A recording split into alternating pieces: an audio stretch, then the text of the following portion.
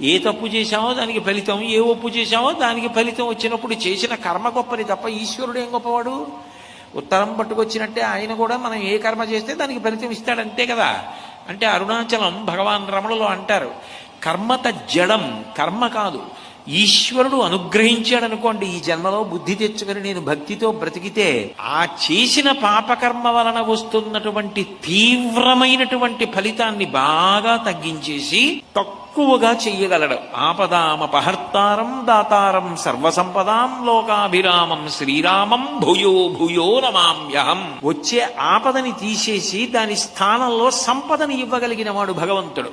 నమ శివాభ్యాం అశుభాపహాభ్యాం. రావలసిన అశుభాన్ని తీసేసి శుభాన్ని అనుగ్రహించగలిగిన వాడు భగవంతుడు. అందుకని చేసిన కర్మకి ఫలితం నేను భరించలేనంతగా రాకుండా తగ్గించగలిగిన శక్తి కూడా ఈశ్వరుడికి ఉంది. అందుకని